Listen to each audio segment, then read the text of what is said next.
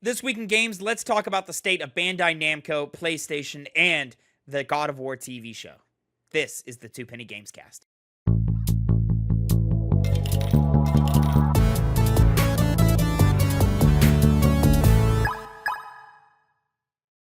What's poppin', players? Welcome back to the Two Penny Gamescast, episode 222. I am your host, Tavin Bothel, here with my good friend and co-host. Say hello to the people, Connor, Elliott.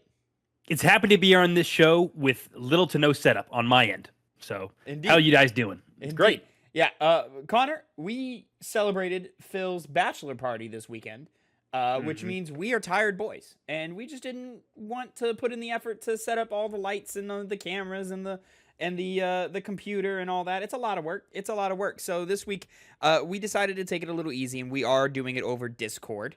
Won't be a regular thing, but this week, yeah, we're just taking it a little lighter this week, and just we're here to talk about some video games and some other stuff. Connor, I would like to start with how it's been going for you, but I want to start with how it's been going for me. I voted today. Look at that. You gotta tell everybody, don't you? Early voting started in Texas. Everybody, please go vote. Please go vote, everybody.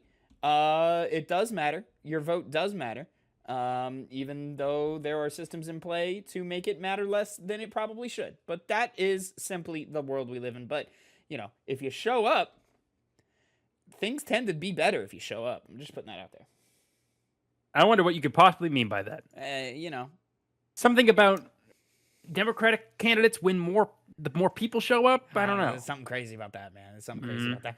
It's almost as if there's a certain candidate who has never won a popular vote. So if the people just show up in mass, it's impossible. It's impossible for that candidate to win because he doesn't win. Yeah. I don't know why you're so hating against Cornel West, but somehow you seem to make... you know what? Why is it that you think Cornel West is the person to beat? Do you have something to say, Tavin? Here on this podcast? I thought about how you have... I voted. I don't know who you're talking about, Connor, but I voted for Joe Biden today. So See, the Wicked Kamala campaign kicked him out, but I'm going to do a write-in to support him because he's my real president. Right? Yeah. Joe Biden. Yeah. Biden or bust, as they say. Biden. Or I love bust. him so much. That's the greatest. Connor, how has your week been, friend? It's been good. I've spent basically the entire video game aspect of my life playing Silent Hill 2, which will be a review at the end here of, relatively near the end of this episode 222. Realistically, how these episodes with reviews go, you're probably closer to the halfway point, but Yeah, probably. Yeah. But, other than that, bachelor party, wedding this week, and for me, also a military graduation, so I am busy. Oh, busy week for you. Yeah, very nice. Very nice. I am stressed all the time. Yeah. But, it's okay. You work through it and you get it done, right? That's true. But, of course, ladies and gentlemen, who are we? What are we doing here? And why do you care? This is, of course, the Two Penny Gamescast. Each week, me and Connor come to you with the nerdy news you need to know concerning the video game industry. We each come to you with two topics, 2 pennies, if you will, and we give you our 2 cents on them. You can find this show every week over at youtube.com/@2pennygames or mainstream podcast services of your choice every Tuesday at 8 a.m. Central Time.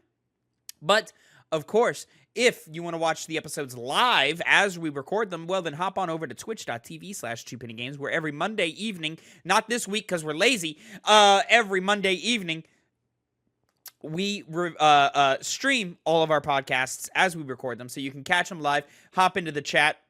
We try our best to monitor the chat as best as we can, but, sometimes it takes us a second, or we're deep in conversation and things like that. But if you don't show up, you're definitely not getting your things read on the show. Just kidding! Drop a comment down below about all of today's topics or today's review, and let us know what you feel about them, so that it can be implemented next week in the Audience 2 Pennies that we will get into next week and take all your input. So, do you hate the news? Do you love the news? Do you just want to talk about how good a patty melt is? I had a patty. That's just the last thing you ate. It is the last thing I ate, but it was good though. From where? Whataburger. Okay. Yeah. It's quality. I mean, it's not like the best thing in the world. I wish they wouldn't. I wish they would do better than just the like hamburger patties that they have at Whataburger. I wish they would like actually have like specific meat for them. But I understand it's a fast food restaurant. Yeah. I mean, it is the lowest common denominator patty melt I can think of in terms of like fast food, but that's still a high mark. I mean, they have a patty melt, at least, you know? They do, yeah. A lot of these other fast food joints, not so much. Connor, moving on to topic number 1, your first penny of the day. We got some interesting news and a heavy topic. So there's going to be a lot of setup, but there's going to be a lot of payoff, ladies and gentlemen. So make sure you stick with us here as we get through some of this setup here. So take it away, Connor. Yes, indeed. This is from GamesIndustry.biz by Vicky Blake. Bandai Namco is reportedly cutting workforce following cancellation of several titles. Bandai Namco is reportedly cutting its workforce. That's according to Bloomberg, which says the cuts follow the cancellation of, quote, several titles due to lackluster demand, end quote. GamesIndustry.biz has reached out for comment, but has yet to receive a response. According to Bloomberg sources, the Tokyo-based company is taking, quote, Tokyo-based company is taking a traditionally Japanese approach to reducing staff and sending workers to rooms where they are given nothing to do, putting pressure on them to leave voluntarily, said the people asking not to be named discussing private information, end quote. It's alleged 200 of its 1,300 employees have been moved into these, quote, expulsion rooms, or oidashi beya, and almost half of these have since voluntarily resigned. Bloomberg reports that Bandai Namco said its goal, quote, is not to push employees out of the company, end quote. Our decision, continuing the quote, our decisions to discontinue games are based on comprehensive assessments of the situation, a Bandai Namco spokesperson said. Some employees may need to wait a certain amount of time before they are assigned to their next project, but we do move forward with assignments as new projects emerge. There is no organization like an Oidashi Beya at Bandai Namco Studios designed to pressure people to leave voluntarily, end quote. It also denies information on an anonymous website is accurate. Earlier today, blah, blah, blah. Yeah. So, Games also confirmed that it eliminated 32 roles on League of Legends. So some smaller cuts. But I'm sorry, continue. No, I was just going to say how it's not very often we see, Japanese companies lay off people, but of course it happens, and this is obviously a case of that. Very weird. I've never heard of this method of getting people to quit. They say that's not their intention. That's probably bullshit. They have basically no ramifications for this, it sounds like, and they can say that they weren't trying to do that, but clearly that's the result that's occurred. So, really scummy decision just in general to do this, because, well, I guess not in general, because Bandai Namco, they've been kind of, you talked about it a little bit before we came on the show. They've been weird with their releases. Some of them are really, really good. I'm going to push back that this is a scummy thing to do. I actually don't think it's a scummy thing to do. In that, Japan has more strict labor laws than what we have here in the U.S. And because of that reason, they send these people to these rooms instead of firing them. So that they don't have to pay them severance packages, or at least like severance packages that are like as intense as they are in Japan. But 2, this is actually beneficial for the worker because it allows that, like, they're still getting paid. They're just, having to sit in a room and do nothing, and the boredom will eventually force them out. And so the idea behind it is that, like, if you get sent to one of these rooms, culturally you understand what's happening and you go and find other work. And then you just quit. And so that it's I would argue a better setup than what we have here in the United States, simply because you will go in on a random Tuesday and you and 300 of your friends will be fired. Mm-hmm. I mean, comparably that's better, but even without having to do so, if we're just looking at the tactics that they're using, as you said, they get around paying them severance pay. So it still is a scummy, just not as scummy as what we're used to talking about this. Yeah, but the idea of severance pay is so that you have a means of supporting yourself while you go and find other work.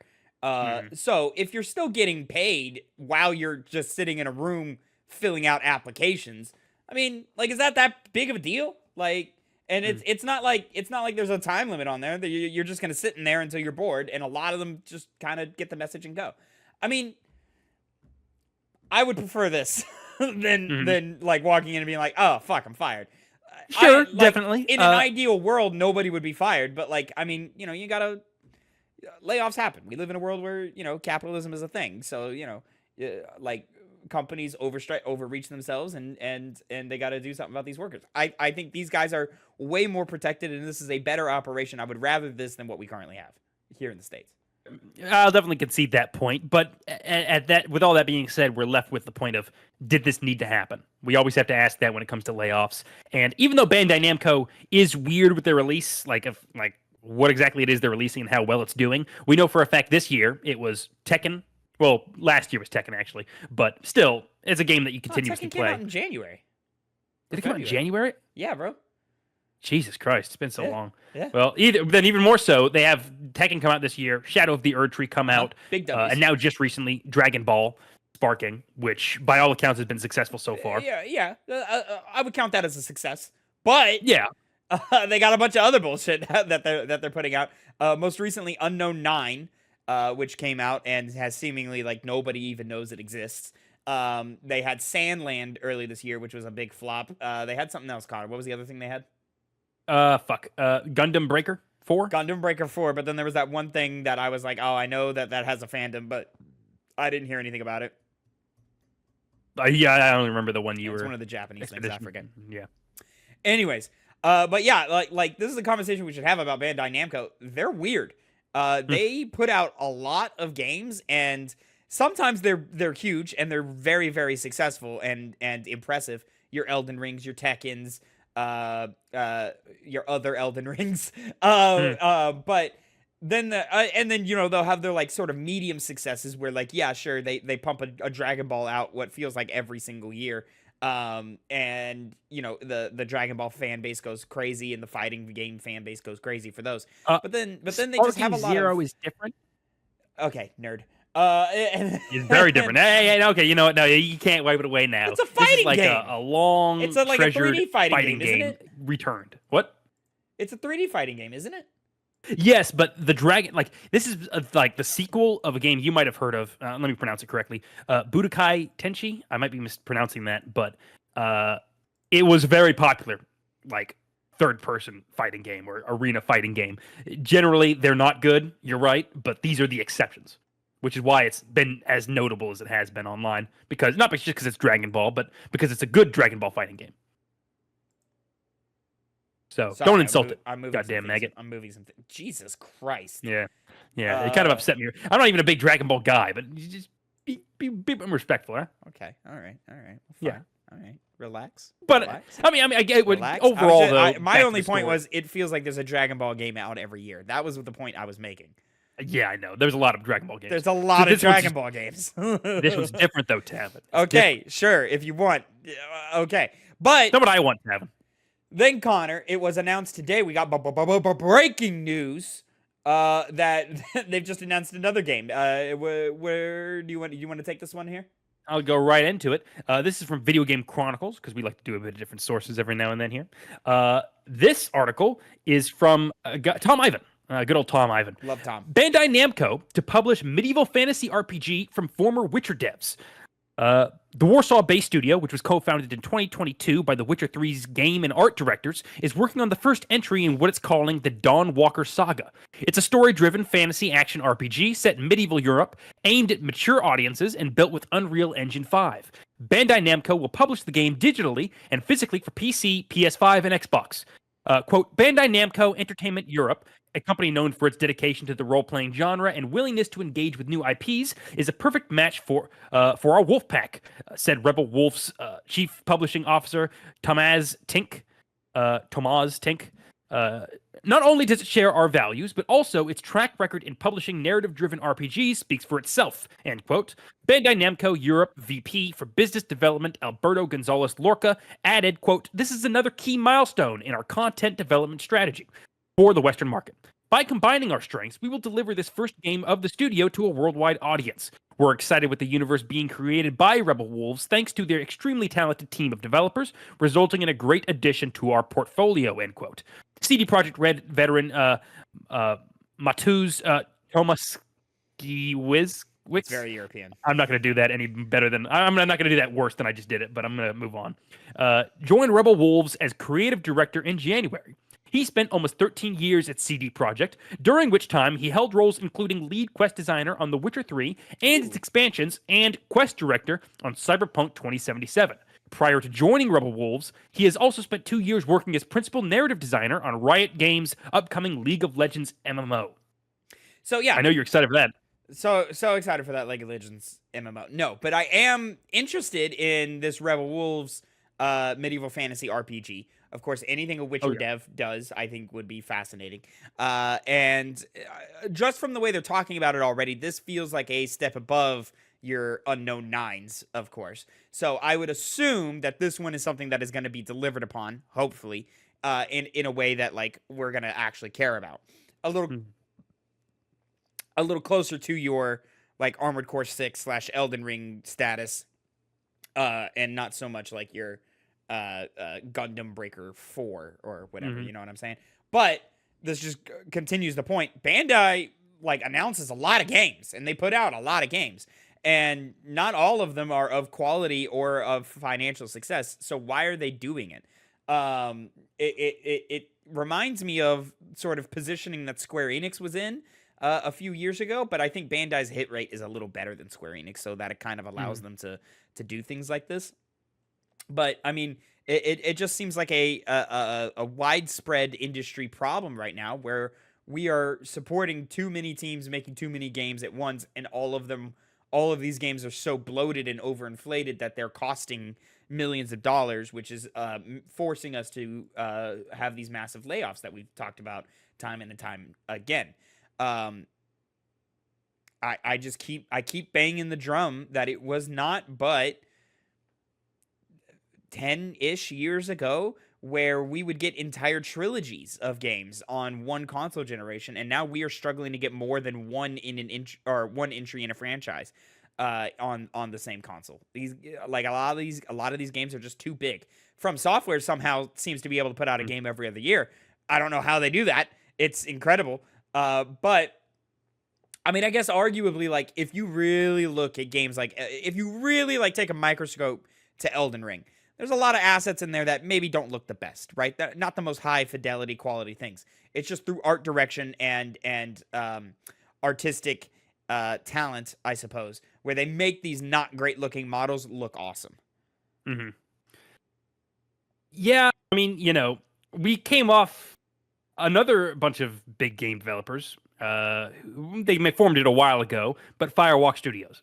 So my tempering of this is just because it's industry figures that know what they're doing at the core of it doesn't necessarily mean the product is going to be good. Product sounds like a lame way to refer to video games, but you know, that's how it is. Business is business. Business is business.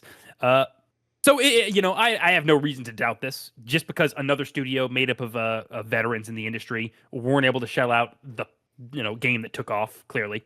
But, I'm more excited for the fact that it's just I'm a sucker. You're easily going to get me on most games being medieval fantasy RPGs. You're already. It sounds cool. I'm not going to lie. Game. It sounds cool. And the fact that they're like from the jump, they're like, nah, this is going to be a series, a saga. We're going to have a bunch of games. That fascinates me. It makes me almost wonder if we are going to have almost a like BioWare Mass Effect level trilogy of games or something like that. Something that carries from one thing to another. CD Projekt has always kind of flirted with that idea with the Witcher franchise, but they've never like truly capitalized on it like how BioWare used to with its games and so forth. I suppose they were a little closer to sort of what BioWare does with Dragon Age, where like some choices kind of matter, but like overall game to game, like you can kind of get the general gist without it. Mm-hmm, right.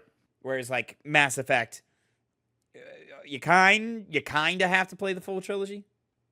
I mean, I guess you don't have to, but you should. You might as well just not play it at that point if you're not. I mean, there's 3 good games, or there's 3 great games, and then one like pretty good one. That first one, first one and that last one, real great. And then there's that middle one that like. You see, I thought you were referring to is a little basic. Kind of strips away some of the more fun mechanics that happen in the first and in the third one. So you just sit there and you go, eh. Well, it's a good thing that not everyone, in fact, most people don't hold that same position. I thought you were talking about Andromeda at first, but it seems like you're just on your dumb I shit. just like to ignore that game. I like to pretend that one doesn't exist. Connor, moving on to topic number 2, my first penny of the day. We got an update on another major publisher in the space, and we're talking former PlayStation exec says there's a quote collapse of creativity end quote in the industry. This is a Eurogamer article from Ed Nightingale. Former PlayStation executive Sean Layden has discussed the state of the games industry, stating that there is a, quote, collapse of creativity, end quote, and that relying on blockbusters is a, quote, death sentence. Layden took the stage at Gamescom Asia alongside Raw Fury co-founder and chief publishing officer Gordon Van Dyke. This is sourced from gamesindustry.biz. Where the pair discussed the disappearance of AA studios. In the past, said Layden, studios focused simply on whether a game was fun rather than monetization schemes, though admitted, quote, risk tolerance was fairly high. Today, the entry cost, the entry cost for making a AAA game is in the triple-digit millions now. I think naturally, risk tolerance drops. And you're looking at a lot of sequels. And you're looking at copycats because the finance guy who draws the line says, well, if Fortnite made this much money in this amount of time, and my Fortnite knockoff can make this in that amount of time, we're seeing a collapse of creativity in games today with studio consolidation and the high cost of production.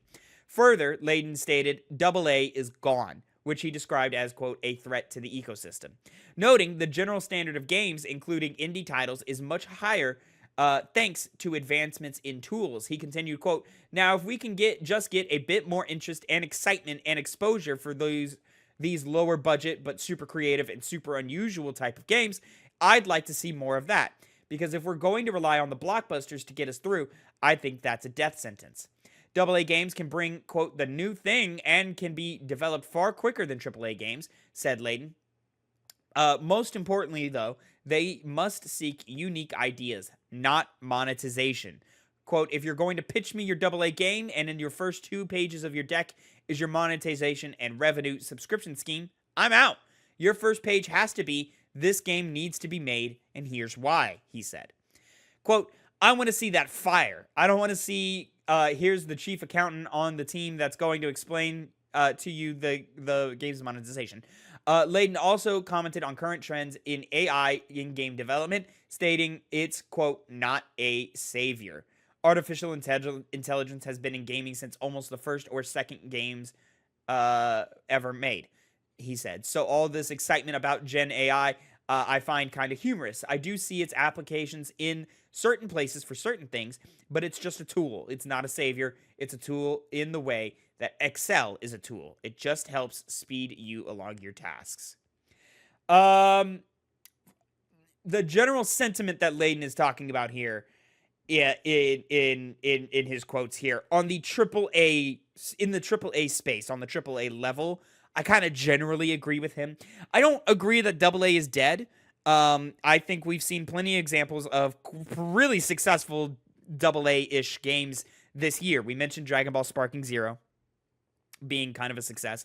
I think Stellar Blade is on that edge of double to AAA. Black Myth Wukong, again, on that edge of double to AAA, where these games are not the best games in the world. They've got a lot of, like, little hinky-dinky problems going on with them. But, they're nowhere near the level of, say, a Last of Us or a Spider-Man or a God of War. But they are some of the most successful games of the year. I do, however... I do think Sean Layden is a more, how do we say it, for the culture executive. I miss when he was at PlayStation. He, I think, brought an era of PlayStation that found the company sort of at its peak in the PlayStation 4 generation, where we were getting banger after banger after banger, and we were getting incredible deal after incredible deal. Sean Layden, I attribute Sean Layden as one of the driving forces as to why Crash Bandicoot came back with the reignited, the Insanity trilogy, whatever the remakes that then launched Spyro and then launched Tony Hawk remakes and so forth. Sean Layden, I feel like, kind of babied that project into existence. And there's just a lot of things that Sean Layden used to do at PlayStation that you just don't see anymore. You don't see games like The Last Guardian anymore. I understand that team still exists and they're making something. You don't see, the curation of a Blue Point Games so much at PlayStation anymore. You don't see things like Gravity Rush anymore from PlayStation. And that's a shame. And I think Sean Layden's absence from the company is a direct result in that. I'm hoping that we kind of get back to that with the current leadership that they're under now, but we'll have to see. But at the end of the day, I've always felt that Sean Layden is more human than his executive counterparts in the industry. Yeah, when I first saw this story, I didn't factor in the former part immediately. And so I was like, is this the first time a CEO has said something like reasonable in today's day and age? And listen, it's impressive he's saying it. He would not have said this 10 years ago, like in the position he's in. I think it's purely because he's out from underneath the Sony branch that he feels comfortable enough to say this. And I think for the most part, he's right. You do see a lot of a lot of things that generally we're not super into: battle passes, microtransactions, loot boxes, etc. All the like general buzzwords that gamers don't like anymore. Or typically kind of just never liked with your microtransactions and stuff like that. I think he's got a point. On the AAA level, it is annoying every time I open up a game, they're shoving a battle pass down my throat, right? And every other game is trying to replicate Fortnite in some way. Concord, we mentioned earlier in this podcast briefly, and we've talked about several times in the past, like, is an example of this, of like, this is a live service game. We are tired of that format. Even though Concord didn't do the battle pass, even though Concord didn't do the microtransactions, really, it's just unfortunate that like games that do what we as gamers say we want fail because all these other games are successful. Yeah, the other thing I'll touch on is the AI comments, which it seems to be like a common theme that it always seems to be like a not dumbing down isn't the proper word, but a simplification. What's that? Simplification? Yeah, simplification of just what AI exactly means. He, from his perspective, brings up how AI can help just is a tool, right? The question is, though, nowadays, is it's moved beyond just being a simple tool, and now it brought up some serious questions. I mean, it's a kind of technology that's nowadays able to completely fake a human being and their voice along with their visuals to, completely misrepresent somebody. It allows you to, create entire scripts of films in some cases based off certain prompts that are inputted. That's far more complex than anything AI has done in the past. And so I don't think a lot of these business types look forward when it comes to some things like AI in terms of its ethical implications, rather than just their functional purpose in the creation of video games. So it's kind of annoying that even, someone who's has as much of a good take as he's spitting right now with the lack of creativity, that seems to always be an underlining aspect of the games industry nowadays, where AI just isn't given enough respect and enough worry by the bigger executives. Enough respect? Yeah, because of what it's capable of. It's just like they see it so simply as a tool and not really, thinking of all of the implications that AI has moving forward beyond just what we have right now. I mean, when it comes to Sean Layden here, I think he understands the implications of AI. I think all of these dudes understand the implications of AI. The problem is that a lot of these executives don't really care, because it potentially could make them more money, and that's what they care about. I think Layden That's even worse. I think Layden here's his tone towards AI, I think, is appropriate. Sure, his tone is. It's more just the undervaluing of what exactly that entails. Sure, yeah. But all of this talk that Sean Layden has sparked does get kind of ducktailed here, Connor. If we move over to The Verge, they have a report. Spider-Man 2's is latest PlayStation exclusive coming to PC. This is from Andrew Webster over at The Verge again. And basically what's going down here, Connor, Spider-Man 2 coming to PC. And this is the shortest time frame from release to announcement of going to PC that we've ever had. when it does eventually launch on PC, which is on January 30th. It'll be the quickest they've ever put a game onto PC, Sony Studios, PlayStation Studios, that is. And it will not get any like chunky DLC. No City That Never Sleeps equivalent DLC going on in that. And while that's sure disappointing to hear, it's not really that surprising to me, but it does sort of put an interesting lens on what PlayStation's doing, and again, kind of leans into what Sean Layden was talking about, where we only talk about our blockbusters. PlayStation is kind of feeling like they are only caring about their blockbusters. But there's a lot of hubbub, Connor, in the Spider-Man community, in the Spider-Man fan game community, that they are very disappointed that Spider-Man 2 DLC is not coming. A lot of them expected it to come. I did not personally expect Spider-Man 2 DLC to come. And am I disappointed that it's not getting any? Sure. I want more Spider-Man, especially Spider-Man 2, because that game plays phenomenally well. And I would love an excuse to be able to play more. But, I mean, City That Never Sleeps was not successful. Like, at least it didn't seem successful. It was, even if City That Never Sleeps is deemed successful behind the scenes, I don't know. We haven't really seen any hard numbers on that. It was definitely the least successful in comparison to, say, a Spider-Man Miles Morales or a full-blown Spider-Man 1, Spider-Man 2. So, to me, it would make more sense for Insomniac to either move on to a Spider-Man 3 or to put out another game a la Spider-Man Miles Morales. And then, you combine it with the leaks, and I understand a lot of the fans are like, oh, well, the leaks said DLC is happening. Yeah, but, those were leaks. Those were not official statements from PlayStation. So, like, going off of that is a poor choice of things. These are all things that, like, you have to take with a grain of salt on whether or not we will ever see them in reality actually happen. But I would assume after the success of Miles Morales, and Miles Morales was very successful for the amount of time and money that went into it and what they got out of it. I'll remind you, Miles Morales came out October-ish, November-ish, something like that of 2020.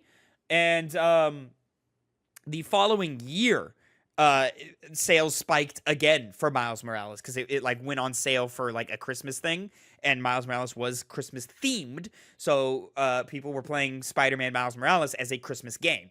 And so sales spiked the following year off of that. So like shit was crazy. Miles Morales was an incredibly successful venture. And so I would expect something more out of that. We saw leaks when Insomniac had their big leak about a Venom game that's happening, in which I would assume we start tying up some of those loose ends that we saw near the end of Spider-Man 2. I understand, Connor, you mostly just kind of played the main storyline, but they hinted at things, spoilers for Spider-Man 2. They hinted at things such as Carnage coming out. They hinted at things like the Chameleon making an appearance. These are things that, like, I don't know if they can be wrapped up in side content in a Spider-Man 3. Take a shot every time I've said Spider-Man during this topic, by the way. But I think some of them can kind of be addressed in a smaller subsequent game. Something to do with Venom. I don't know. I don't know how you bring Venom back. That's my thing. They've kind of definitively killed Venom. So I don't know what we're doing. Symbiote, though, you can bring that in whenever. It's guess, from outer space. But Venom is very specific, like that symbiote and Harry Osborn. Now, granted, could you recreate that relationship with another symbiote? Sure, but again, spoilers for Spider-Man 2. Harry Osborn's kind of like, taken off the field a little bit. Like he's fucking comatose. So like, what are we gonna do with that? Like, we can't have another Venom without him. So I don't know. It's weird. So you're talking about a video game based in the world of comic books. Really, anything could happen. Listen, anything that happened, Insomniac is talented enough to make it happen. But I'm kind of glad that there's also not DLC because if we just look at the output Insomniac Games has had this generation, it's been insane. You look at Spider-Man Miles Morales as a launch title for the PlayStation 5. Immediately followed up the next year with Ratchet and Clank Rift Apart. 2022, a little quiet, but understandably so, because in 2023, they come out with, the biggest superhero game of all time in Spider-Man 2. That's a lot of work, and we're getting a Wolverine game at some point, allegedly. What do you mean allegedly? We're totally getting that. No, we're getting it. We're totally getting that. But like, even if it's bad, yeah, which I don't think it will. No, I think we've passed the point of investment in that one. That it's got to come out. It's got to come out. Yeah. And so we're getting a Wolverine game at some point. So like, listen. There's a strong argument that you can make that Insomniac is PlayStation's most important studio this generation. I don't think there's a studio that comes close. Is a studio called From Software? That has not released a PlayStation exclusive game since 2015. So nearly a decade ago. Well, all that matters is that it's FromSoft. You're not wrong, Connor. You're not wrong. I imagine most people played Elden Ring on PlayStation, maybe PC, but probably, it's one of those two. Yeah. Anything you got to add about the state of PlayStation, Insomniac games, anything like this? I guess the only other thing is to your point earlier about how it would make sense for them. You're disappointed they didn't do a DLC, as other fans kind of are. Well, you said you were disappointed, correct? Like slightly? I mean, slightly, yeah. I would always like more Spider-Man, but this does not surprise me, and so I didn't have my hopes up. Yeah, especially because games take so much longer to make nowadays that it makes sense that you just want to get to the next big installment rather than spend your time making DLCs or doing like that middle point game, such as Miles Morales was. I feel like that was a very specific thing that happened, especially because the PS5 was right around the corner and it allowed to be like a game that people could play day one. Was it, or shortly after it came out, or day one? No, Miles Morales was a launch title. Yeah, that's what I thought. Yeah. So I feel like even with the sense that comes with doing seasonal games, we probably won't see anything until the third Spider-Man game. I think we're getting a small game. Guess we'll find out. I mean, it makes sense. Mm-hmm. All the tools are there. Sure, it definitely does. It's just a matter if they want to dedicate the manpower to it. Yeah. Oh, yeah. I mean, it's just content at that point. Like, it's not, maybe like if they're going the Venom route, advance on some of the combat loop that was established in the last game with Venom. Give him an upgrade tree or something like that, and then of course that would have to come with balancing and things like that. So like that would be more work than just giving us a fat DLC content pack or whatever. But we'll have to see. We'll have to wait and see on that one, Connor. Moving on to topic number 3. My second topic of the day. We have an update on the Nintendo playtest that is happening. We covered, not last week, the week before, when Phil was with us. That we covered that Nintendo is doing a playtest for expansion pass subscribers to sign up to. There was it seemed a rousing success getting signups for that playtest. Well, it started happening, and some leaks have started coming through. So I run over to The Verge again by Just Weatherbed this time. Nintendo's mysterious playtest begins to leak. Could this be Nintendo's first redacted? What? Nintendo has updated the official website for its mysterious, quote, Switch Online playtest program today. This was not today. This was the 21st of October. That is today. What the fuck? That must be an update. I don't know what's going on. The playtest is running from October 23rd at 9 p.m. Eastern Time to November 5th at 8 p.m. Eastern Time and is only available to the roughly 10,000 people who already registered for the program. The test software now of we've covered all of this. This appears to be Nintendo's attempt to develop its first MMO-style game.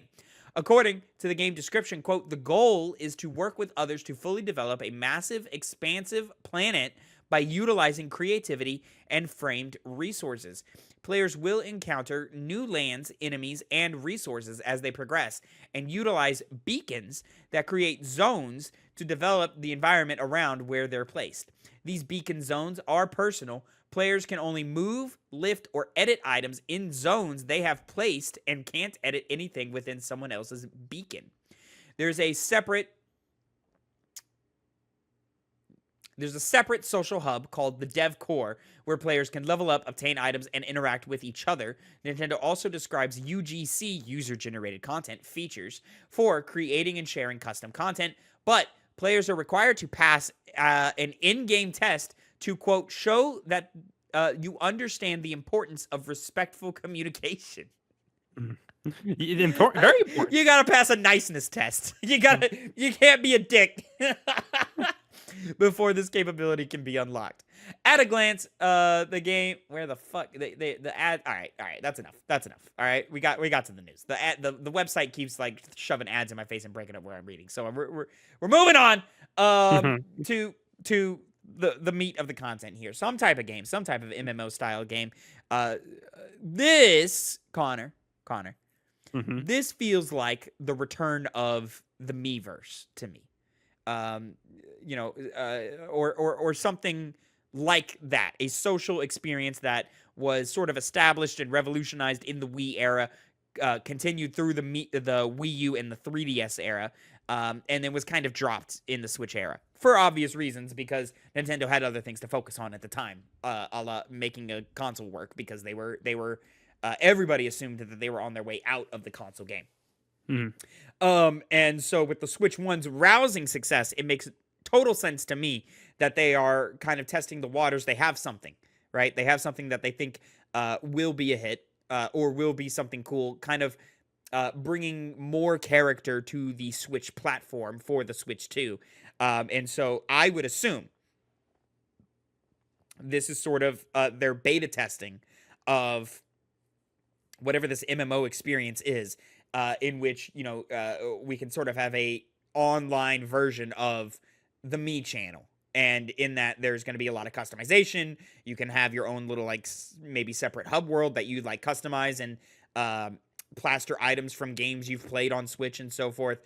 So if you play, the next Mario, you get a little question mark block, or like a flagpole or something like that. If you play an Animal Crossing, you get like a little Tom Nook house, I don't know, something like that, you know what I'm saying?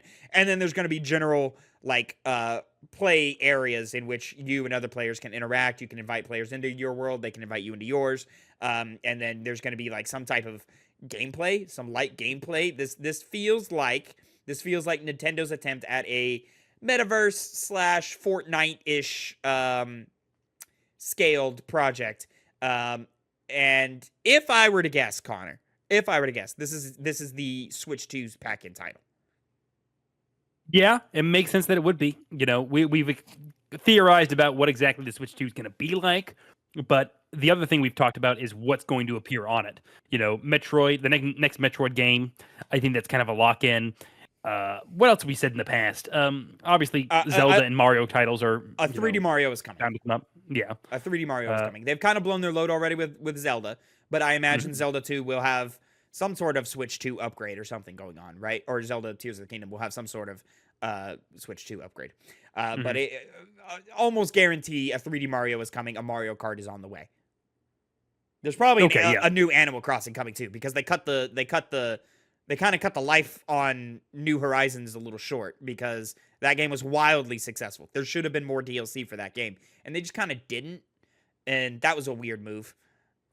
I always think that just because they made what they needed to make on the game alone, and any kind of future investment and stuff, they didn't see as much of a point in, compared to just making a new game.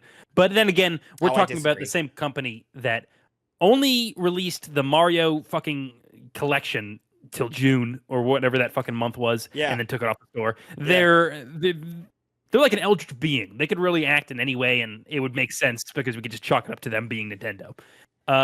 That being said, though, in terms of their initial lineup, it would be interesting to see an MMO and see them actually break out into the online space with, I feel like a genre of game where Nintendo players will latch on to whatever IP it's attached to, whether it's Pokemon, Zelda, Mario. They'll just go, ooh, this thing that I like, and then jump on.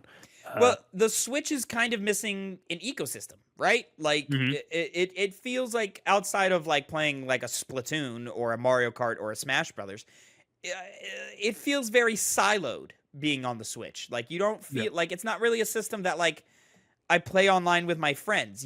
I'll remind you, this is a system that still doesn't have a party chat system in it. You have to go to an app on your phone to talk to your friends while playing on the Switch. It's a weird system, right? Like in the era that it was released in. And so I would assume Switch 2 is going to kind of solve some of these issues that we have with that. And with that, they are looking to sort of recreate some of that social aspect that we saw on the Wii, that we saw on the DS. Things like what was it called on the DS? Street Pass or something like that, where like you would pass by other people and then like your Mii's would like wave to each other and you got to like see each other's games or whatever that was. I forget what that was. The PlayStation Vita had something similar to this as well. That was not nearly as successful, but you know, they tried. And so yeah, I want this. I want to be able to like throw my Switch in my backpack and walk around campus and, you know, make new friends and see their game creations and see what they do with their little beacon worlds, and then like maybe make new friends and play online with them and stuff like that. That would be cool. All of these things sound so exciting and so cool and so like vacant with Nintendo right now that it kind of makes perfect sense to do it. Am I crazy? You don't think so? Yeah. Yeah, as in like it makes sense, or yeah, as in I'm reaching. You could be reaching. I mean, you know, you say wacky things, Tavin, sometimes. Sure, I say a lot of things, you know, and I don't know. You say many things. Let me take a break real quick. There was a comment on the breakout video to Metal Gear Solid Delta, in which in that video I was talking about how Delta could be a potential naming convention for Metal Gear Solid remakes, and then going forward there will be a Delta series. And one of these little bummy, uncreative, simpleton fucks in the comments, Connor, had the audacity to be like, Delta, it's a triangle. It has 3 sides. How did you miss this? Clearly, Delta, the 3-sided object, is just representative of the number 3 in the title, MGS3 Snake Eater. So instead of saying MGS3 Snake Eater remake, they just say Metal Gear Solid Delta Snake Eater. Listen here, you dumb motherfucker. You ever heard of this goddamn thing called marketing? You ever heard of this thing called franchising? Huh? Have you ever heard of it?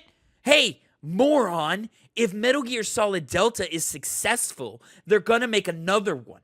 They're gonna remake the first game, or fucking one of the MSX games or some shit. And in your small little pea brain, do you think they're gonna get away from the fucking naming convention that was successful in the first one? You think they're gonna do that? No, you moron. They're gonna call it Metal Gear's Delta Shadow Moses or whatever the fuck. There's a simple ABC that most of you internet fucks just don't fucking get. And that's why you have to watch idiots like me talking to microphones and break this simple shit down for you. Subscribe! Hey, Tavin, don't read the comments so much, buddy.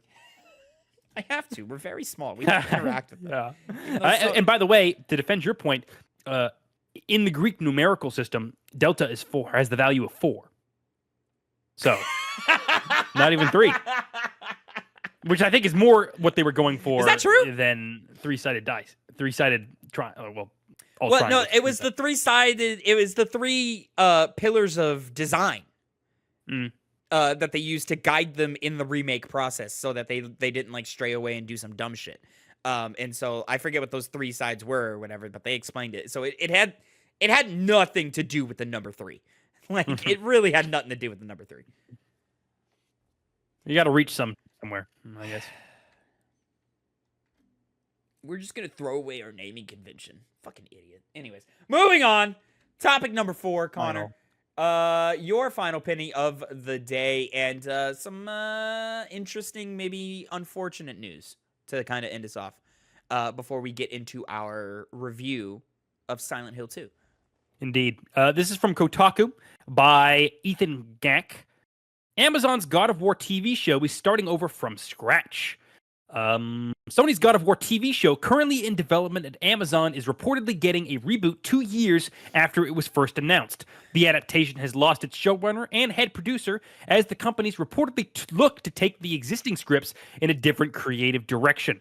Showrunner Rafe Judkins and executive producers Hawk Otsby and Mark Fergus have departed the project, Variety reports. Despite, quote, multiple completed scripts, both Sony and Amazon apparently decided to take the planned show in a new direction that effectively precipitated a complete reboot of the project. First teased back in 2022, Amazon promised the God of War TV show would be, quote, incredibly true, end quote, to the PlayStation games that it's based on, including that year's critically acclaimed God of War Ragnarok. While that game's director, Cory Barlog, remains an executive producer on the project, the rest of the creative leadership seems to no longer be attached. Quote, so what showrunners Rafe Judkins and Mark Fergus and writer Hawk Otsby have come up with for the first season and for the series, I think, is both incredibly true to the source material and also compelling on its own. Vernon Sanders, head of Amazon TV, said at the time, so we think it's going to be huge. Apparently not. This is the second PlayStation adaptation to hit rough waters despite the success of HBO's The Last of Us, which is currently prepping for its Season 2 return in 2025. A Horizon Zero Dawn TV adaptation for Netflix is also reportedly in trouble, after Steve Blackman was reportedly removed earlier this year for toxic behavior. As of now, the project is apparently dead, at least at Netflix. Sony appears undeterred by these hiccups, however. It's already announced transmedia ambitions for Ghost of Yotai, its Tsushima successor that's not even out yet. The Samurai gaming story will reportedly get, quote, at least one movie and other spin-offs, end quote. You know, first Blade, and now this. What's with movies just collapsing nowadays? What happened to Blade? Like the director left? And the game? Who else fucking left? The Arcane game? No. I was thinking just in terms of TV shows. You're talking the Marvel show or the Marvel movie. That's not a TV show. That's a movie. Yeah, that's a movie. Yeah. That's funny, Connor. Okay. I mean, there's a couple of ways to take this, right? There's I feel like an optimistic way to take, or a pessimistic way to take, or just a realistic way to take. The realistic one to me means they're trying to do it on a smaller budget, probably.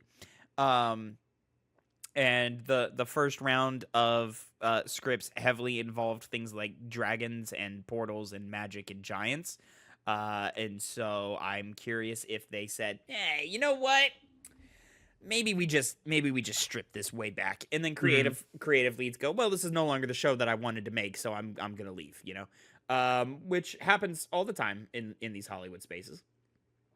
The pessimist in me could say that this is an example of Hollywood types not adapting the source material correctly. And so then creative leads are leaving because they're frustrated with pressures from studios to not make it true to the source material.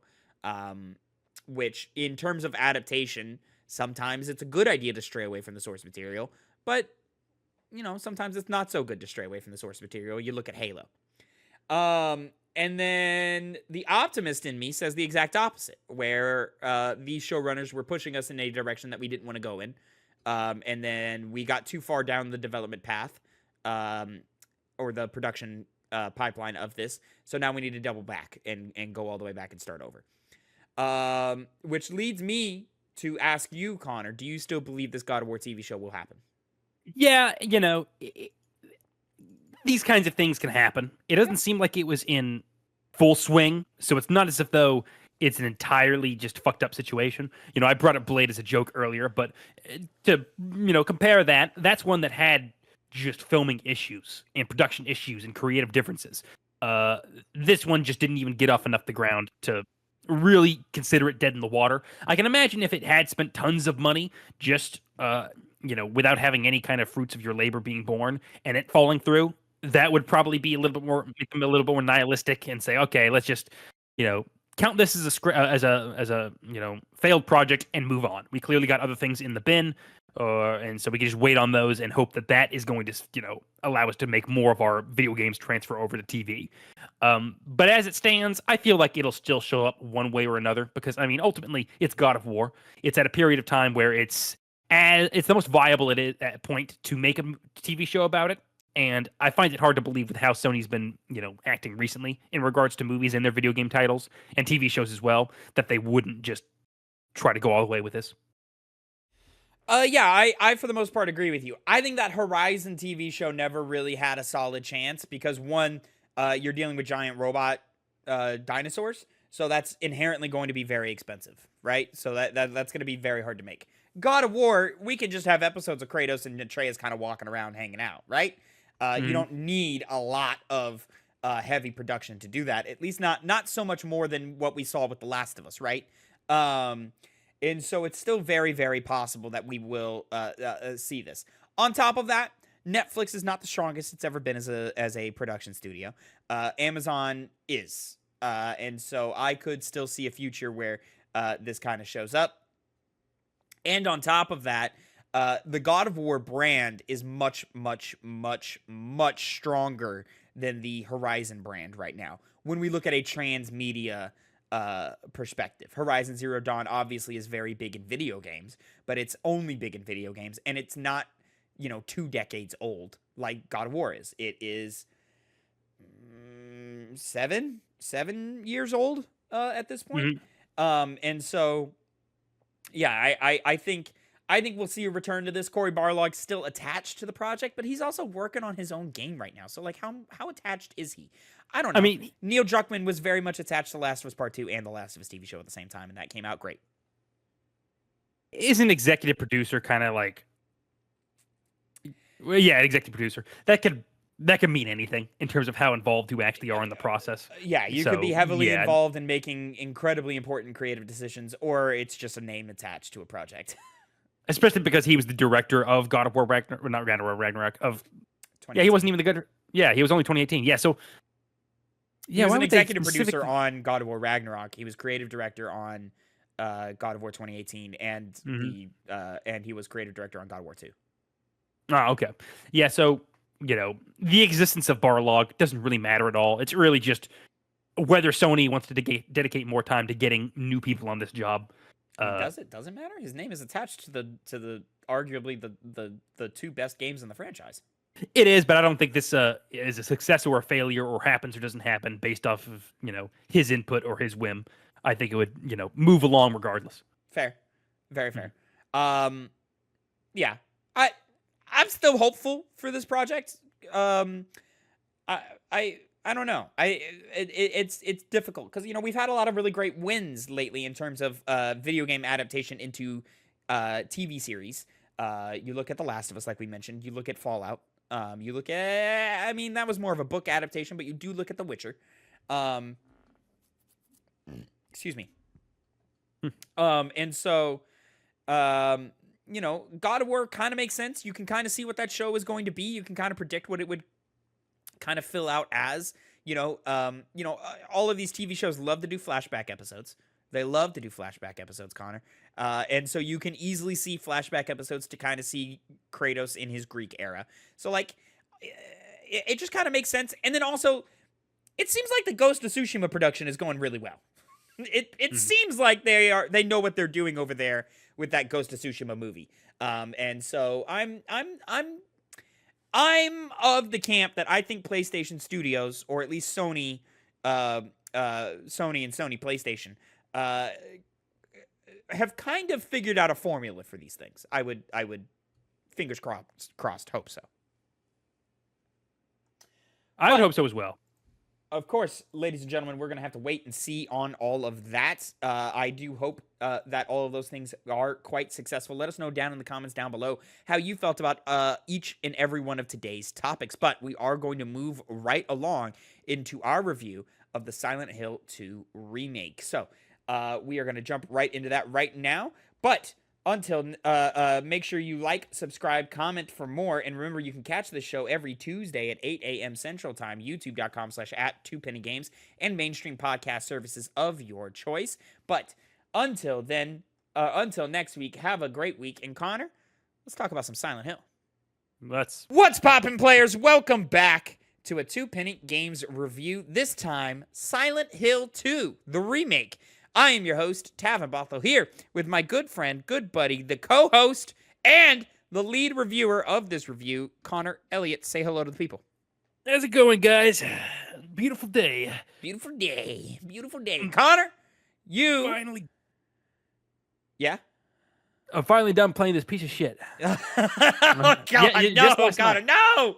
The YouTube algorithms, no! Anyways, Connor, you have played Silent Hill 2 Remake. Not only did you play Silent Hill 2 Remake, Connor, you did your homework, and you went and you played the original Silent Hill 2 in preparation for this game and this review.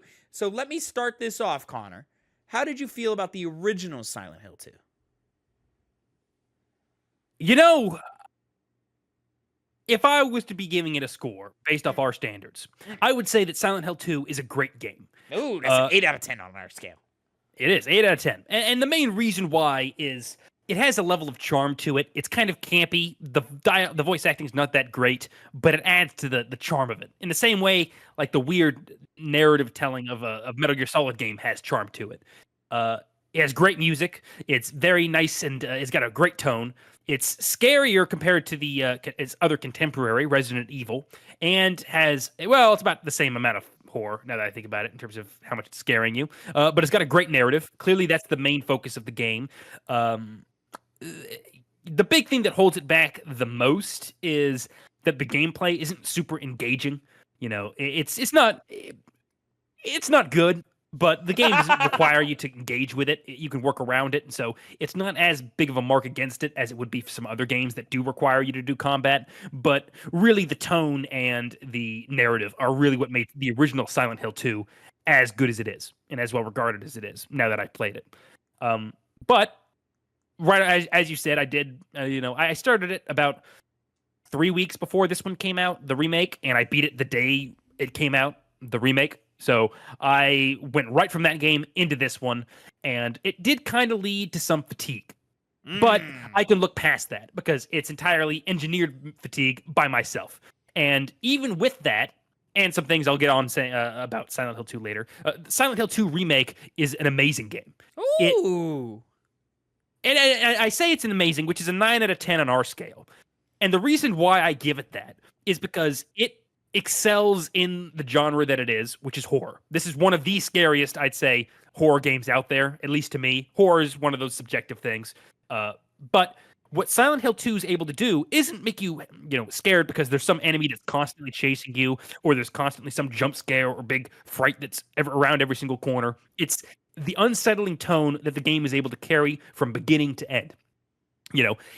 For just walking through, the many, many hallways you're going to be going down, or the misty streets of Silent Hill's town itself, there's always some sound going on nearby. Sometimes it's an actual threat, like an enemy shuffling about or scrawling around on the ground. Sometimes, especially when you're in the main levels rather than the town itself, you're hearing creaks and moans and, audio cues that happen, which, I don't often take away from a game that the sound design is amazing. I can recognize when it is, but not many games are able to make it such a key component of the game itself as well as its horror than Silent Hill 2.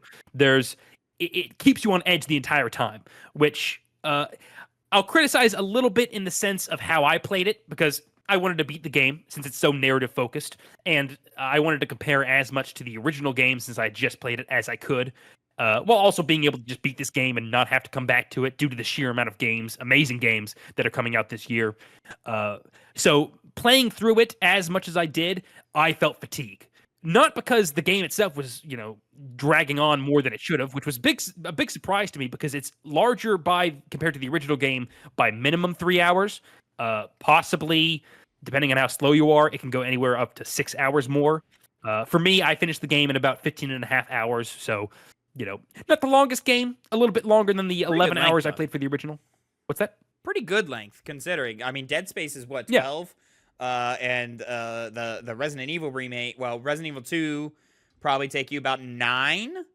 I want to say Village probably took that long. Biohazard took somewhere between the realm of 6 to 8 hours. Resident Evil 4 was kind of long. Resident Evil 4 was probably about 15 hours. So yeah, it might have been. Good length is what I'm saying. Good length. And, that's the thing about it, because I was expecting when I heard that it was going to be longer than the original, that was going to be one of my downsides when I start talking about this game. I guess to finish my original point, because I played it so much and the tone of it is so overbearing and puts you on edge, that playing for long periods of time, you just get tired of it. You're just like, Jesus, can I just relax? Because I really wanted to jump over into Metaphor or jump over to Space Marine 2's multiplayer just to be able to let loose and not be so wound up tight while I'm playing a video game.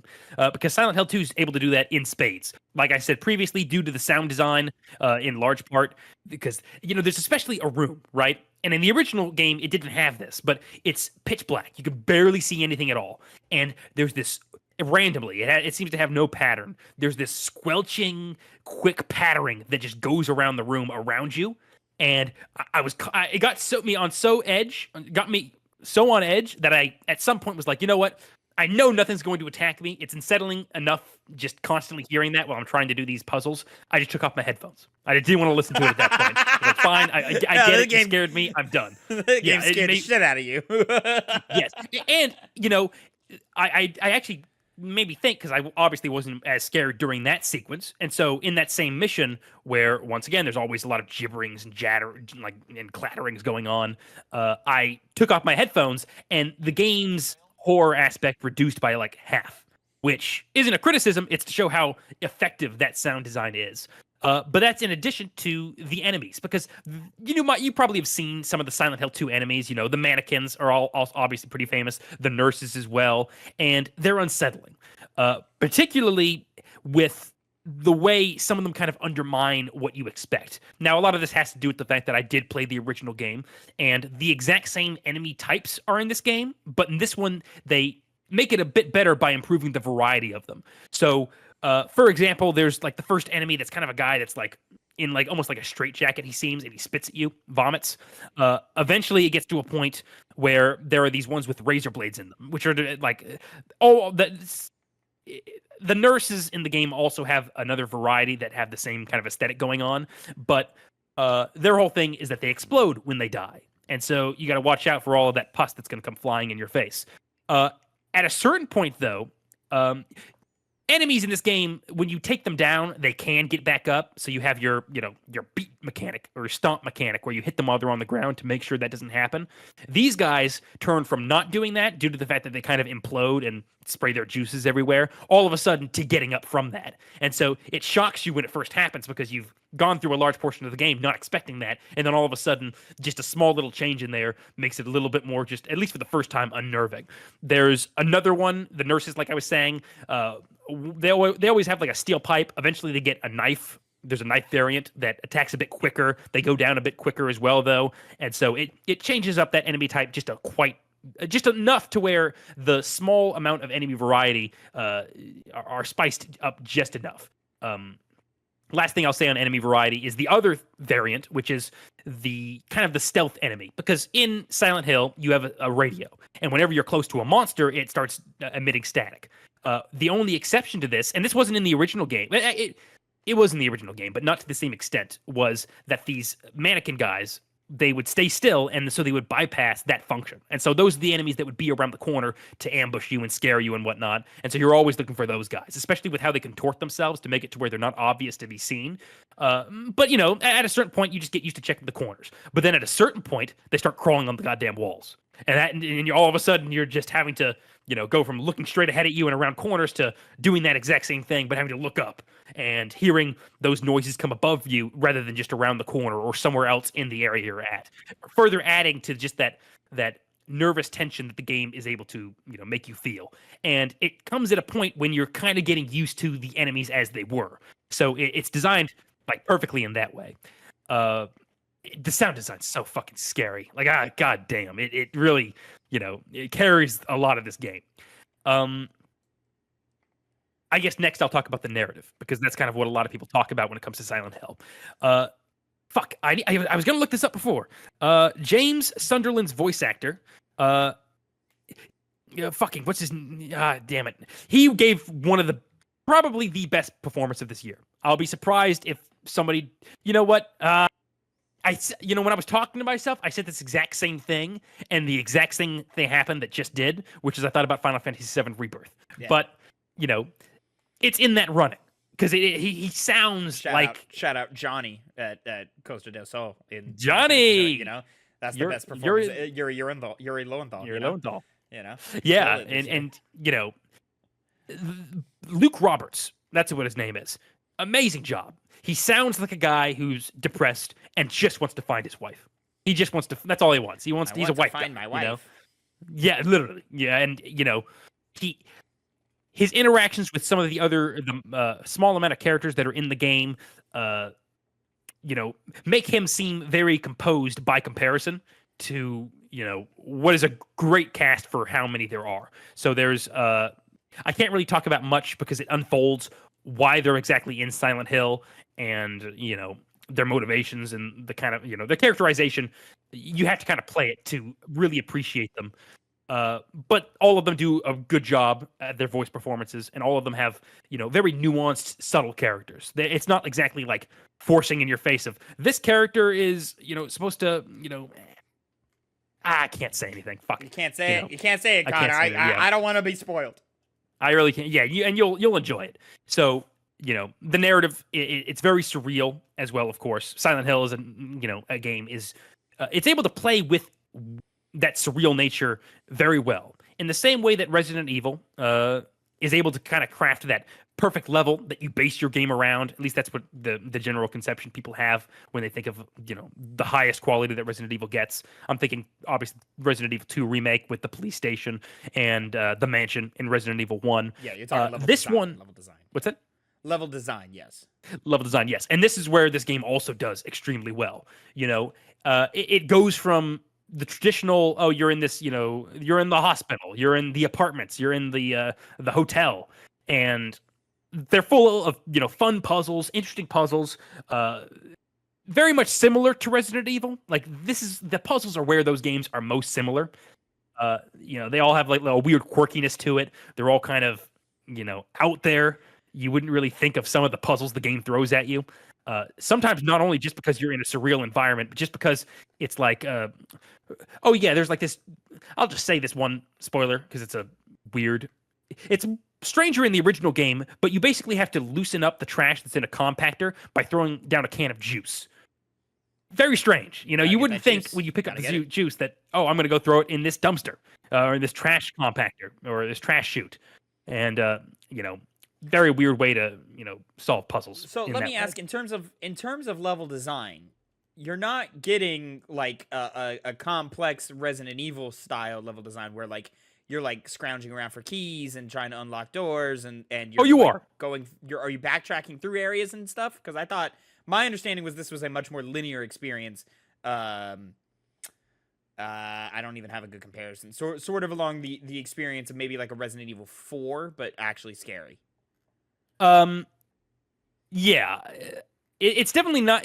It's linear in the sense that you're not so based around backtracking. But when you drop into these areas, you come across some doors that are locked, and you'll find keys somewhere else in the house and go there. Yeah, I guess it's a lot less backtracky and more linear because you kind of hit every single main room. It guides you along that path. But it gets weird sometimes because there is the level that you're at, and then there's the other level that you're at. It flips it on its head. Okay. There's always two parts to a level. Okay. And let's just say the second ones are where it can get surreal and get weird, and that's when it plays around with some weird concepts. Especially the second to last area of the game. It was the highlight of the original one, and they just made it even better in this one. I'll just say you're going down some holes. You're going down as I do like going down holes, Connor. Yes, like you would in Resident Evil 6. What? I find myself in holes often. Sometimes I find myself in your holes. Yeah, you made it weird. You know exactly what I mean when I say holes. Like a hole, like an actual, like man-made item. Well, supposedly man-made thing. Get me in those manholes.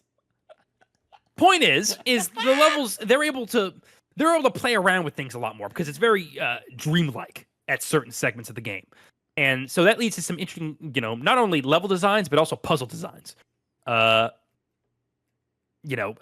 guess in addition, this doesn't go hand in hand, but the combat. The combat is vastly improved upon the original game, which isn't really saying much. Any game nowadays is probably vastly improving upon what the gameplay was in Silent Hill 2, the original. But it doesn't do a lot to like do anything crazy. You have your simple dodge, you have your melee weapon, and you have guns that you pick up throughout the game. You don't even upgrade these guns. You kind of upgrade your melee weapons, and by upgrade, I mean you get a new one after the first one, and then that's it. But the impacts of the attacks feel good in melee. Shooting is solid. You're not really fighting the controls at all. and it's more having to see the enemies in the darkness of these levels because it's not brightly lit at all. It's very often you're looking down a hallway and you don't know what you're coming up on because it's just pitch blackness ahead of you, and the use of lighting is very minimal. Even when there's lamps and shit, it does nothing besides just add ambiance and creepiness to the scene. It's dark as hell. Yeah. Let me ask: does this game play better than the Alan Wake games? Because that's my big thing with Alan Wake. Because I love the narratives of Alan Wake, but the gameplay leaves a lot to be desired. I would say it's better, but not by a massive amount. I know you're a big fan of Resident Evil 2 Remake. That's on the lower scale compared to, like, if we were to say, like, Alan Wake 2, this, and Resident Evil 2 Remake, Resident Evil 2 Remake is on the bottom for me, definitively. I find that the over Alan shooting... Wake? Are you insane? Yeah, no, not at all, because the aiming sucks ass. I'm going to say it right now. I get the purpose of it is that's intentional. that it's not supposed to be perfect. Yeah, it's intentional, but I feel like with Resident Evil 2 Remake, you're just fighting the controls rather than engaging with a cool system. It sounds like you're just, having to deal with the cards that are thrown at you rather than thinking, wow, this is some good aiming, some good shooting, especially the fact that you're playing a guy who trained in the police academy. Like, you should have a steadier hand than you got, buddy. I don't care if you're in a zombie situation. If James Sunderland, the depressed guy who's trying to find his wife, can shoot better than you, you've got a problem. And combat's not that difficult. I guess that's one thing that Resident Evil 2 Remake does better. You know what? This will be the last time I compare Resident Evil. Let's be honest. It's hard to shoot people sometimes. Sometimes it's hard to shoot people. It's incredibly hard to, which is why I'm playing a video game and not you know, doing it in real life. They got rotting skin. It's just very smelly. Very smelly, I'm sure, you know? I guarantee you it smells worse in Silent Hill 2. Like, some of the places you go into, it smells like ammonia at the best of times. I can't believe you think... I am shocked you think Alan Wake plays better than Resident Evil. Oh, yeah, I totally that think is it does. Absolutely fucking insane to me. It's got the weapons they throw at you are more interesting. The shooting itself is more interesting as well. The weapon? What weapons? It's a pistol, a shotgun, and a rifle. It's the same shit you get in Resident Evil games. And a bow. And the fact that they play better. You get a bow? Is what matters. Yeah, the crossbow.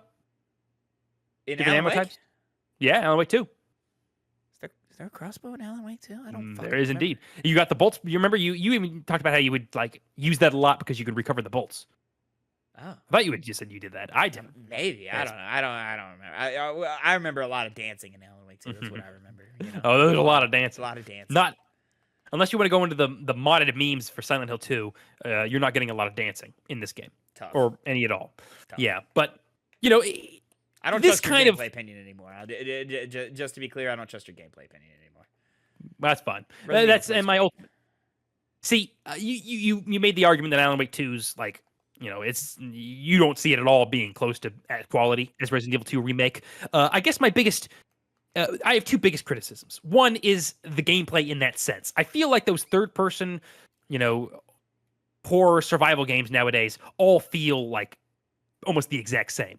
The most different to me so far has been Resident Evil 4 remakes, and that's why it's probably my favorite out of all the Resident Evils. Well, but it's more of an action game.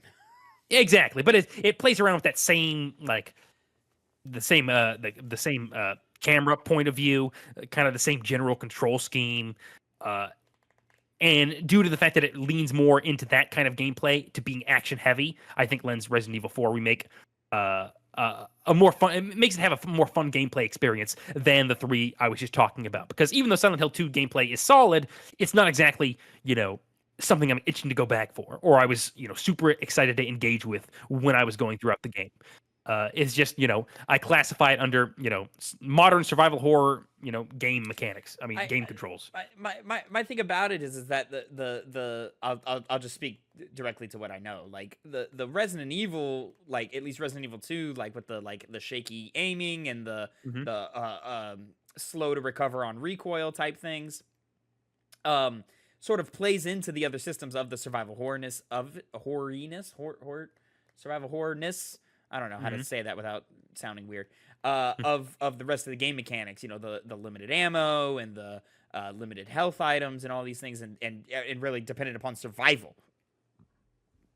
Alan Wake 2, to me, is just a very, very vapid horror game, horror action game, rather, where like the guns don't have impact. It's not satisfying to kill enemies in that game, and enemy variety is severely lacking, or at least like the ways in which you deal with enemies is very one note. Whereas like in Resident Evil, like sure, yeah, it takes 7 headshots to take down a zombie, or you shoot him twice in the leg, make him stumble, and you run past it. Like that alone, like adds so much more to gameplay and gameplay mechanics. Or you try and juke it, or you do this, that, and the third. Whereas like games like Alan Wake, you have to shoot and kill every enemy. You can't outrun them, you know, like, or you can't evade them, you know.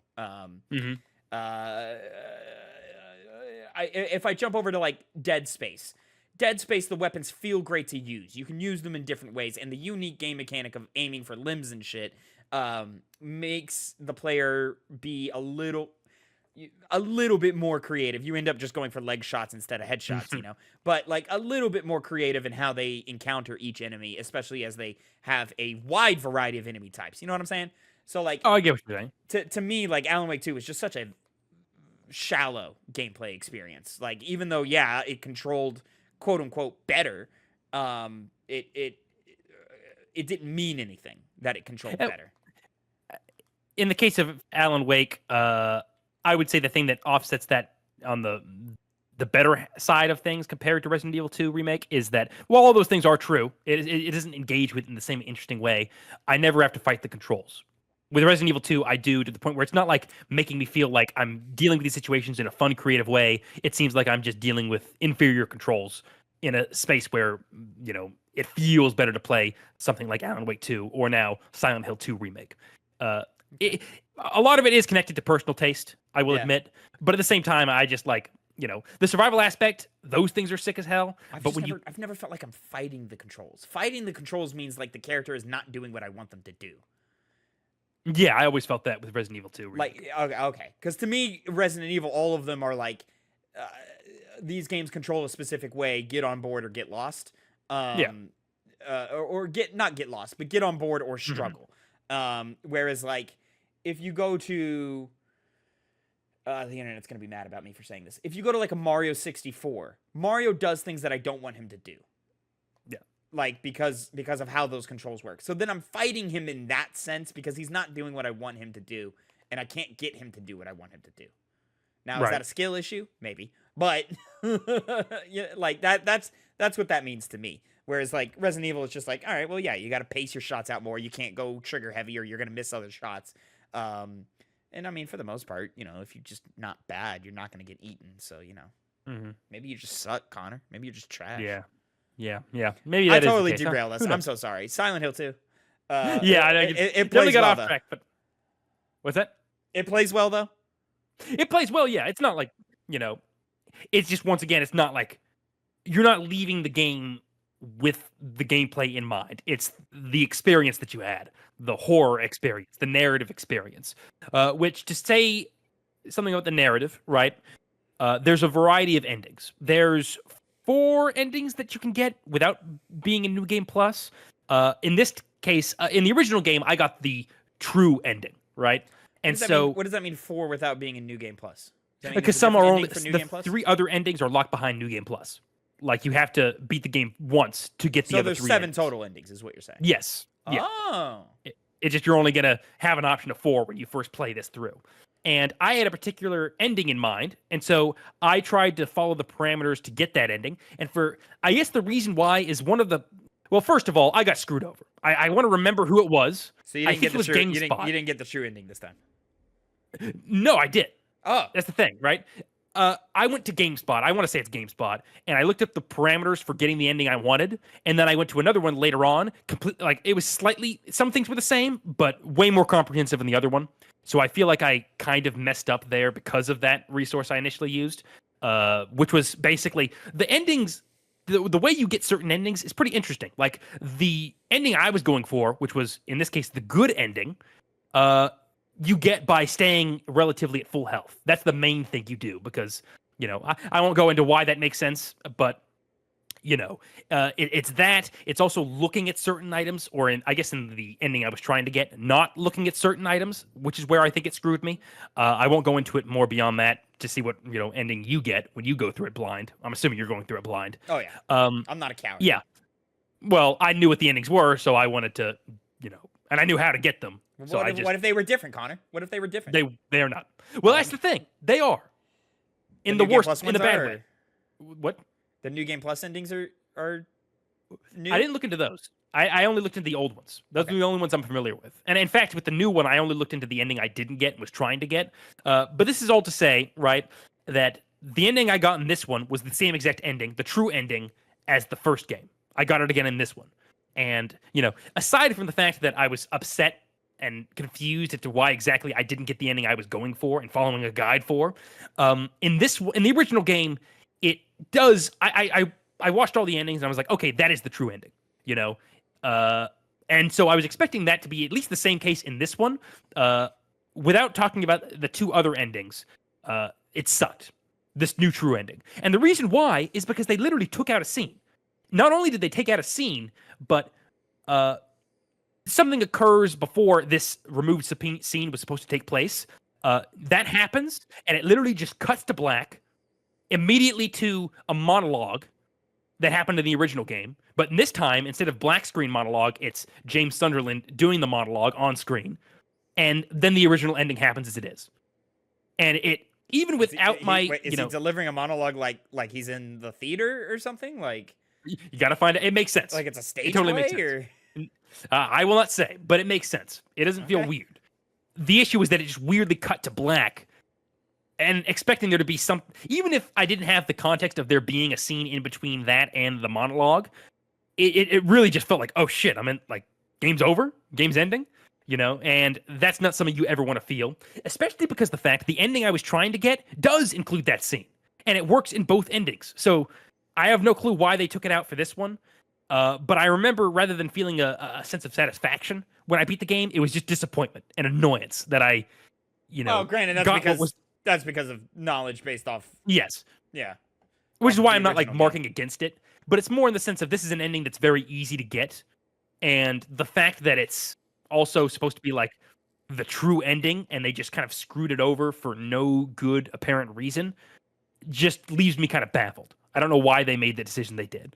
But I feel like, I want to see how you react without context with the game if you get the same ending that I'm talking about here. Because, I feel like even you would say that kind of just ended kind of abruptly, which for such a narrative-heavy game and the character journey that James goes on, that was very disappointing to see. And so even if it is with the context that I'm as disappointed as I am, I think other people would be as well, even if they don't exactly know why. Because of the fact that they were robbed of just, a comprehensive ending. But as you said, though, that's more my issue that I have with the game. It's not one that I would mark against it as a whole.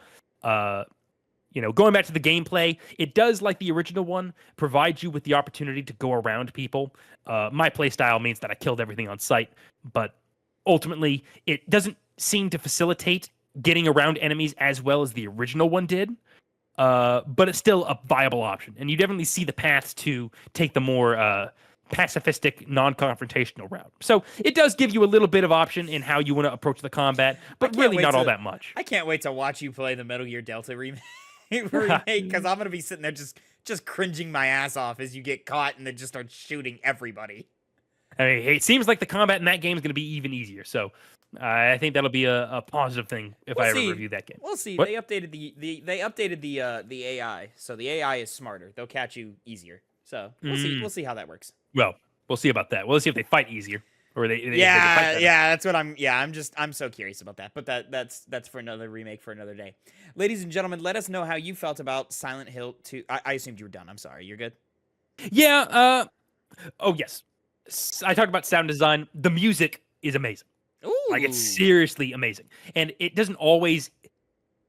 So when you're in combat, I'm going back to sound design as well, because music does play when you're in, when you engage in combat, but it's music that has things going on within the soundtrack where even during the fights, whereas most other horror games, and once again, this is really how it excels as a horror game, you would be like, okay, I'm in combat. Maybe I can expect something to creep up on me. Some enemy I didn't notice. I'll deal with that if they come into play. But what Silent Hill 2 does is you'll be in a fight, but the soundtrack makes it to where you never really know if something, unless they're like, the only way you would know an enemy is coming in to join the fight is by the noises they make. Other than that, the natural noises that are included in the soundtrack always make you like paranoid of what's going on around you while you're in the middle of these fights, and you never really quite know when something is going to come up on you until like nearly the last minute. And so even in combat, it creates that sense of like apprehension of not knowing exactly what's going on at any given time. Yeah, that sounds a lot like what Dead Space remake was doing. Now, granted, these games were Dead Space just happened, so there's no way that like affected this game's development, I would assume. No. But that's so fucking cool. I love the survival horror renaissance that we're in right now. Yeah, it's nice, especially with going back to this classic after playing the classic. But the songs that play during those character moments, it's so interesting because it's not what you would expect from the kind of game it is. I knew that going in, it was going to have the kind of soundtrack it did because they had the original composer working on this one.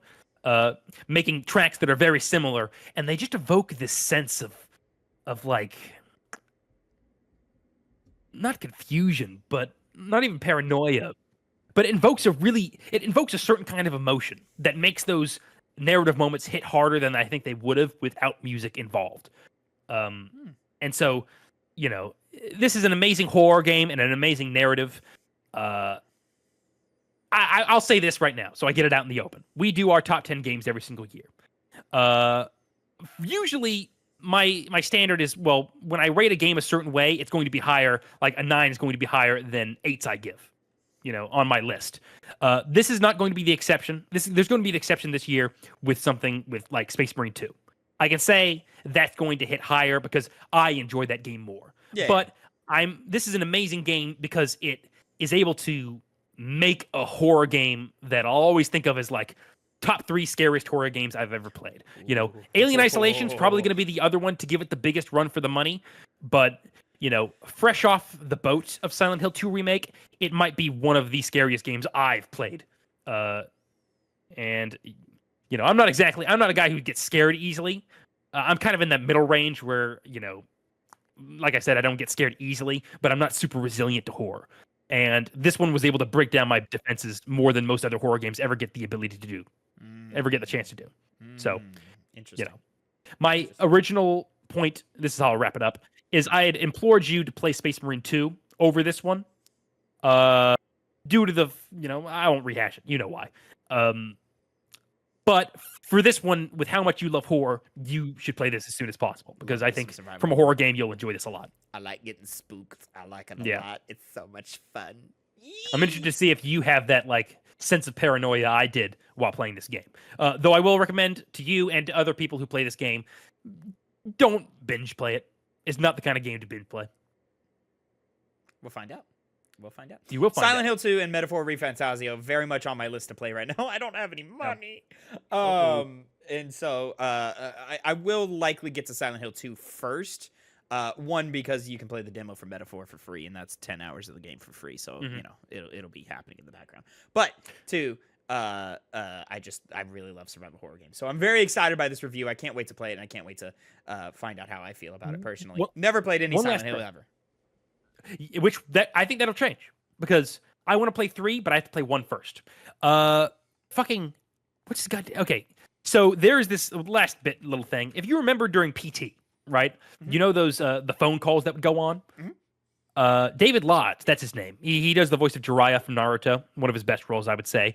But the guy who does the voice on the recordings also does the voices on the recordings in this game, which I found was pretty interesting. I was like, was that intentional? I know for a fact he did one part. Must have been intentional. They're like, hey, we're going to get the weird like sounding voice guy from the phone calls in the PT demo. Yeah, we're going to bring him back and do more recording type things. Yeah. Oh, yeah, that's got to be intentional. Mm-hmm. Does he do the same voice? What? Does he do the same voice? No. In fact, like whenever you hear like a recording of a voice in this game, to add to the surrealism of it, the dreamlike, state of Silent Hill, it's like there's a voice changer on it, on the person who's speaking, so it doesn't sound. It sounds like a distorted person's voice, and once again, it kind of adds to that detachment from reality that this game is able to provide for you. Really, only broken by the fact that you're seeing other characters from time to time. Other than that, Silent Hill 2 does its horror amazingly. Fantastic. I love it. I love it. I can't wait to play, Connor. I'm so excited. Because of you, I have to play Alan Wake, which is... Me? Oh, I did. Yeah, it's your fault. It is your fault. You put it in there. Nobody else was going to put it in there. Okay, fair enough. Fair enough. Anyways, check back in, hopefully. Wait, no. Who put Alien Isolation there? Was that Phil? I think that was Phil. I don't think I added any games because you guys kind of ran the gambit on what I would have selected anyway. Because that one would have been worse. Just because it's longer? 19 hours. It's long. Yeah. It's a good game. You would curse that far more. But you would curse... Oh, says the guy that, like... The length isn't the problem, Connor. The length is not the problem. The game. The game is the problem. You know, because as much as I love the Alan Wake narratives, I really do love the narratives of the Alan Wake games. They don't play well. They play fine. No. They're boring. You want to talk about doing the same goddamn thing over and over again for way longer than you should. Yeah, I mean, that's a criticism of the first one, I would say, more than the second one.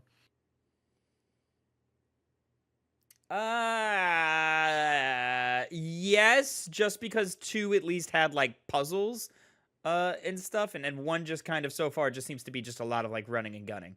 I'm spoiling the review. But also, the puzzles in Alan Wake 2, not good. In fact, bad. Not a notable part of that game at all, no. Yeah, anyways. Ladies and gentlemen, that is our review of Silent Hill 2 Remake. What did you think of the remake down below? What do you think of the original game? Let me know down in the comments below. Remember, you can catch any and all reviews over at youtube.com/@TwoPennyGames or catch us stream our reviews live over at twitch.tv/TwoPennyGames every Monday evening. Thank you so much for watching, listening. Make sure you subscribe, hit that like button, and comment for more. But until next time, have a great time. And Connor, say goodbye to the people. Goodbye and good night.